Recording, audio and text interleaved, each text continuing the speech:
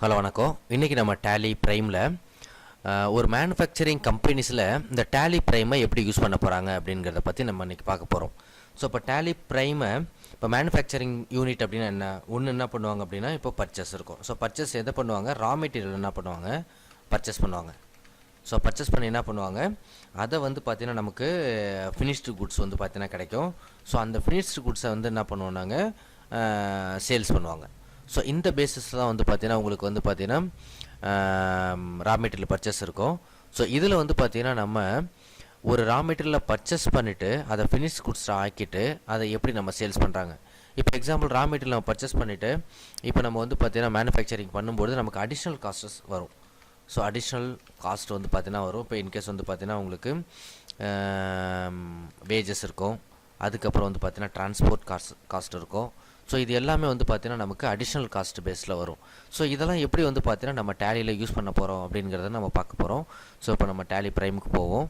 நான் ஏற்கனவே என்ன பண்ணிட்டேன், பிஓஎம் அப்படின்னு சொல்லிட்டு ஒரு டேலி ஒன்று க்ரியேட் பண்ணிட்டேன். ஸோ இப்போ என்ன பண்ண போகிறோம், நம்ம நேராக க்ரியேட் போகிறோம். ஃபஸ்ட் எடுத்தோடனே நான் என்ன பண்ண போகிறேன், க்ரியேட் போயிட்டு வவுச்சர் டைப் போகிறேன். வவுச்சர் டைப்பில் போயிட்டு நான் என்ன பண்ணுறேன், பிஓஎம் அப்படின்னு சொல்லிட்டு ஒரு வவுச்சர் டைப் ஒன்று க்ரியேட் பண்ணிக்கிறேன். ஸோ ஆல்ரெடி ஏற்கனவே க்ரியேட் பண்ணியிருக்கேன். ஸோ அதனால் என்ன பண்ணுறது, டூப்ளிகேட் என்ட்ரிஸ் சொல்லுது. ஸோ அதை நான் எப்படி க்ரியேட் பண்ணேன் அப்படிங்கிறத நான் காமிக்கிறேன் உங்களுக்கு. ஸோ பிஓஎம் க்ரியேட் பண்ணணும். அதை வந்து செலக்ட் டைப் ஆஃப் வவுச்சர் வந்து ஸ்டாக் ஜேர்னலை சூஸ் பண்ணிக்கிட்டேன். ஸோ ஸ்டாக் ஜேர்னலை சூஸ் பண்ணிக்கிட்டு அதுக்கப்புறம் என்ன பண்ணுறேன்னா, இந்த இடத்துல வந்து பார்த்திங்கன்னா நம்ம என்ன பண்ணணும் அப்படின்னா, யூஸ் ஆஸ் மேனுஃபேக்சரிங் ஜேர்னல் அப்படிங்கிற ஆப்ஷன்ஸ்க்கு நான் என்ன பண்ணுறேன், எஸ் கொடுக்குறேன். ஸோ எஸ் கொடுத்துட்டு கண்ட்ரோல் ஏ கொடுத்து என்ன பண்ணோம், நம்ம சேல்ஸ் பண்ணுறோம். சேல்ஸ் பண்ணிவிட்டு நேராக என்ன பண்ணுறோம், நம்ம இப்போ என்ன பண்ண போகிறோம், நம்ம ரா மெட்டீரியலை பர்ச்சேஸ் பண்ண போகிறோம். ஸோ வவுச்சர் போகிறேன். வவுச்சர் போயிட்டு பர்ச்சேஸை கிளிக் பண்ணுறேன். பர்ச்சேஸை கிளிக் பண்ணிவிட்டு நான் இப்போ எந்த பர்சன்ட்டை மெட்டீரியலை வாங்க போகிறேன், ஆல்ட் சி சப்ளையர்னு சொல்லிட்டு ஒரு லெஜர் ஒன்று கிரியேட் பண்ணிக்கிறேன். அண்டர் சன்ட்ரி கிரெடிட்டார், கண்ட்ரோல் ஏ.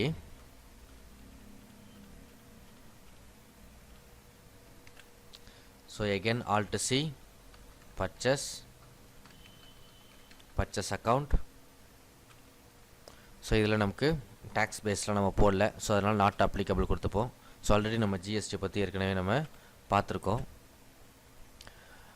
இந்த இடத்துல வந்து பார்த்தீங்கன்னா என்னென்ன மாதிரியான ரா மெட்டீரியல்ஸ் நான் வாங்க போகிறேன். இப்போ எக்ஸாம்பிள் நான் ஒரு டெக்ஸ்டைல் அப்படின்னா அப்போ நம்ம என்னென்ன வாங்குவோம், ஒன்று ஃபேப்ரிக் வாங்குவோம், பட்டன்ஸ் வாங்குவோம், த்ரெட்டு வாங்குவோம்.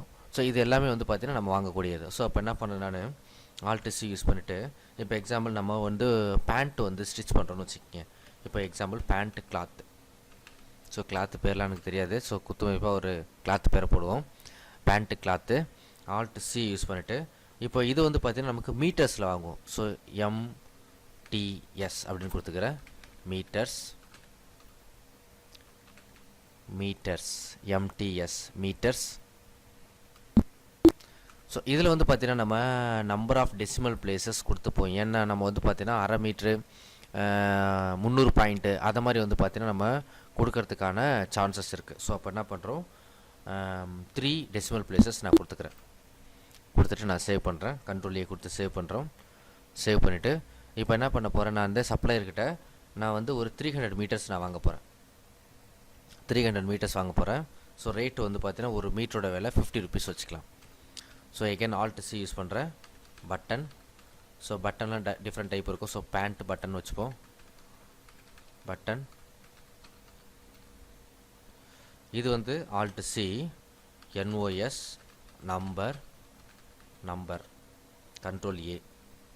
ஸோ கண்ட்ரோல் ஏ கொடுத்துட்டு இப்போ என்ன பண்ண போகிறேன், நான் ஒரு 1000 பட்டன்ஸ் வாங்க போகிறேன். ஒன்றுத்தோட விலை 1 ருபி வச்சுப்போம். எகெயின் ஆல்ட் சி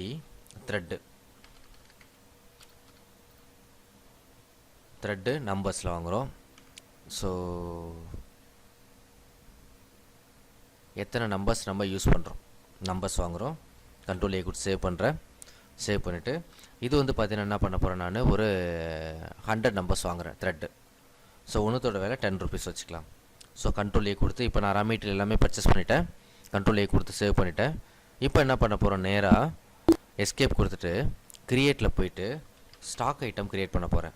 ஸ்டாக் ஐட்டத்தில் நமக்கு என்ன ஃபைனல் குட்ஸ் வரப்போகுது, பேண்ட்டு. ஸோ பேண்ட் கொடுத்துக்கிறேன். ஸோ பேண்ட் வந்து நம்பர்ஸில் வரும். So numbers கொடுத்துக்கிட்டேன்.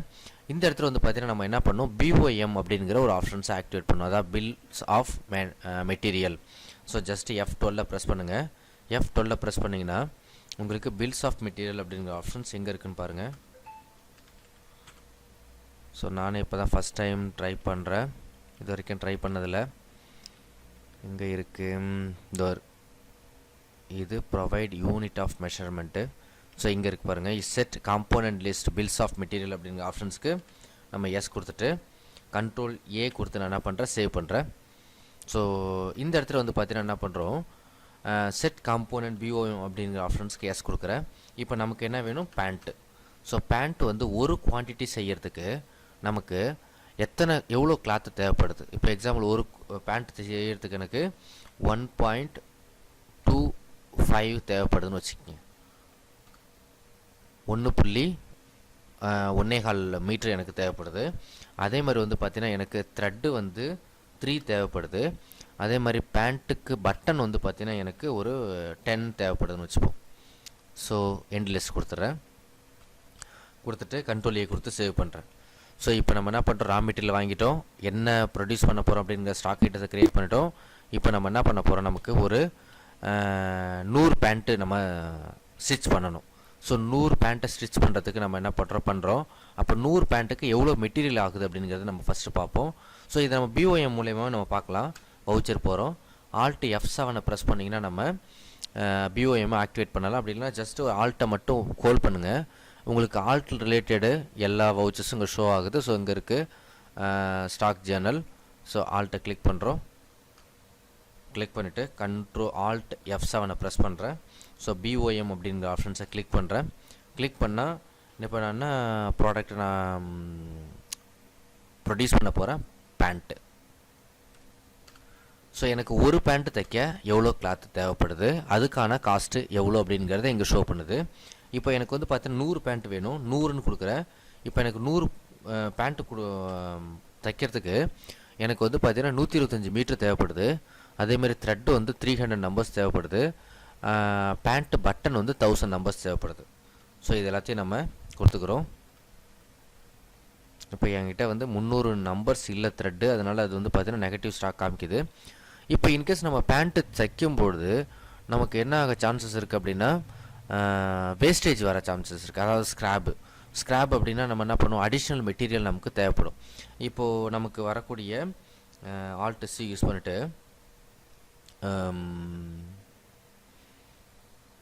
என்ன பண்ணுறோம், waste cloth Alt C.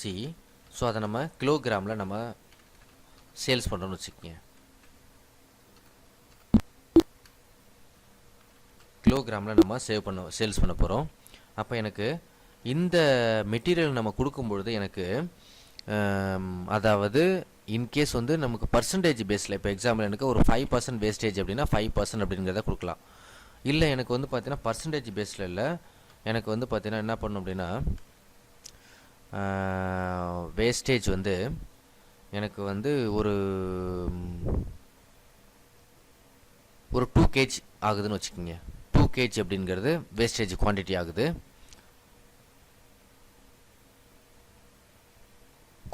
Product வந்து பார்த்தீங்கன்னா 2 kg எனக்கு கிடைக்குது. அதுக்கப்புறம் டைப் ஆஃப் அடிஷ்னல் காஸ்ட் என்னென்ன வருது, Alt C, வேஜஸ். ஸோ ஒரு பேண்ட்டுக்கு நம்ம வந்து பார்த்தீங்கன்னா என்ன பண்ணுவோம்,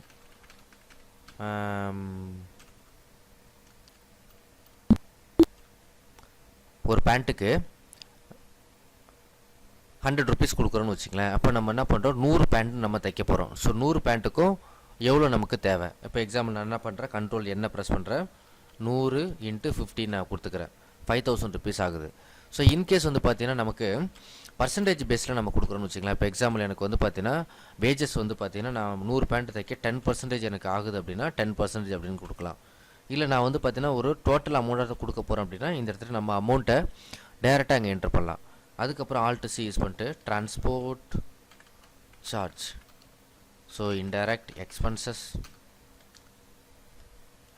ஸோ அது வந்து பார்த்தீங்கன்னா நான் என்ன பண்ண போகிறேன், இந்த பேண்ட்டை நான் ட்ரான்ஸ்போர்ட் பண்ணுறதுக்கு எனக்கு 500 ருபீஸ் சார்ஜ் ஆகுது. ஸோ இப்போ டோட்டல் நம்ம கொடுத்தோம் அப்படின்னா total additional cost 5500, effective cost 15750.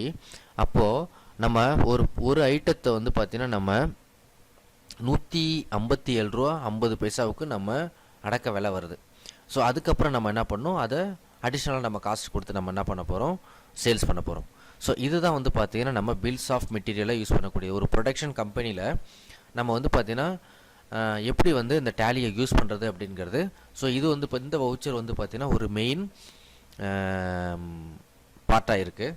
So இப்போ நான் என்ன பண்ணுறேன், கண்ட்ரோல் ஏ கொடுத்து சேவ் பண்ணிடுறேன். இப்போ என்கிட்ட போயிட்டு நம்ம ஸ்டாக் சம்மரி போய் நம்ம பார்ப்போம்.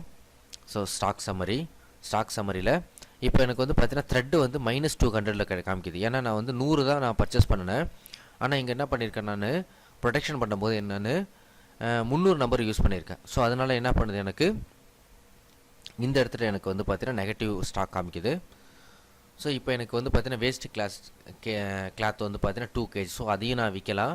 அதுக்கப்புறம் எனக்கு 100 நம்பர்ஸ் பேண்ட் இருக்குது. அதோடைய காஸ்ட் வந்து 157 ரூபா 50 பைசா அப்படிங்கிறது நம்ம பில்ஸ் ஆஃப் மெட்டீரியல் போடும்போது ஆட்டோமேட்டிக்காக நமக்கு என்ன பண்ணிடுச்சு, அதுவே வந்து ரேட்டை ஃபிக்ஸ் பண்ணிவிட்டு.